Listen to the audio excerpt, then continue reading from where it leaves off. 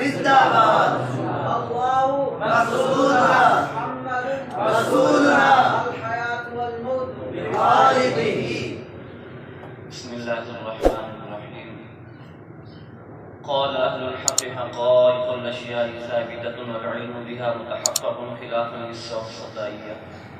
وأسباب العلم للخلق ثلاثة: الحواس السليمة والخبر الصادق والعقل. فالحواس خمس: السمع والبصر والشم والذوق واللمس، وبكل حاسة منا توقف على ما وجده له. والخبر الصادق على نوعين: أحدهما الخبر المتواتر وهو الخبر الثابت على ألسنة قوم لا يتصور تواترهم على الكذب، وهو موجب للعلم الزاروري كالعلم بالملوك الخالدة في الأزمنة الماضية والبلدان الناعية. النوع الثاني خبر الرسول المؤيد بالمعجزة، وهو يوجب للاستدلال، والعلم الثابت به يضاهي العلم الثابت بالضرورة في التيقن والثبات.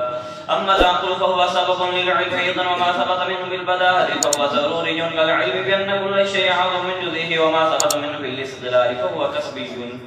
والإلهام ليس من أسباب المعرفة بصحة الشيء ذات الحق، بل عالم بجميع أجزائه محدث وأعيان وأعراض. فالأعيان ما يكون له قيام بذاته، وهو إما مركب وهو الجسم، وغير مركب كالجوهر وهو الجزء الذي لا يتجزأ. والعجم ما لا يقوم بذاته ويحدث بالأجسام كالجواهر والألوان والأكوان والطعوم والضوائر. والمحدث للعالم والله تعالى الواحد القدير القادر الحي العليم السميع البصير الشيء المريد، ليس بعدل ولا جسم ولا جوهر ولا مصور ولا محدود ولا معدود ولا متبعد ولا متجسم ولا متركب ولا متناهي، ولا يوصف بالماهية ولا بالكيفية، ولا يتمكن في مكان ولا يجري عليه زمان ولا يشبهه شيء ولا يخرج عن علمه وقدرته شيء، وله صفات أصلية قائمة بذاته وهي لا هو ولا غيره، وهي العلم والقدرة والحياة والسمع والبصر والإرادة والمشيئة والفعل والتخليق والترسيق والكلام والمتكلم وهو متكلم بكلام، هو صفة له أصلية ليس من جنس الحروف والأصوات، وهو صفة منافية للسكوت واللافة. والله تعالى متكلم بها آخر وناجم مخبر من القرآن كلام الله تعالى غير مخلوق، وهو مكتوب في مصاحفنا محفوظ في قلوبنا مقروء بألسنتنا مسموع بآذاننا غير حارم فيها. والتكوين صفة الله تعالى أصلية، وهو تكوينه للعالم ولكل جزء من أجزائه لوقت وجوده، وهو غير المكون عندنا.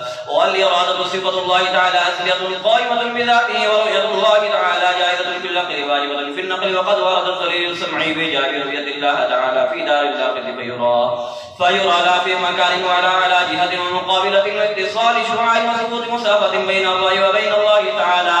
والله تعالى خالق يفعل العباد من الكفر والإيمان والطاعة والعصيان، وهي كلها بإرادته ومشيئته وحكمه وقضيته وتقديره. وللعباد أفعال اختيارية يصابون بها ويعاقبون عليها، والحسن منا برضاء الله تعالى، والقبيح منا ليس برضائه تعالى.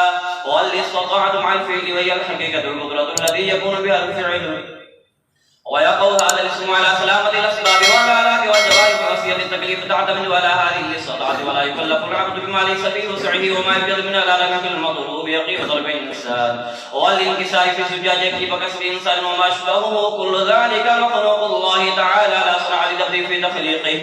والمقتول ميت بأجله، والموت قائم بالميت مخلوق الله تعالى، والأجل واحد.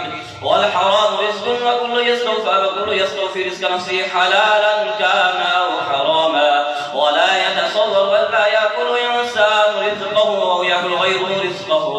والله تعالى يضل من يشاء ويهدي من يشاء، وما هو الأصلح لعبده فليس ذلك بواجب على الله تعالى. وعذاب القبر للكافرين ولبعض أصوات المؤمنين، وتنعيم أهل الطاعة في القبر، وسؤال منكر نكير ثابت بالدلائل السمعية، وما توفيقي إلا بالله.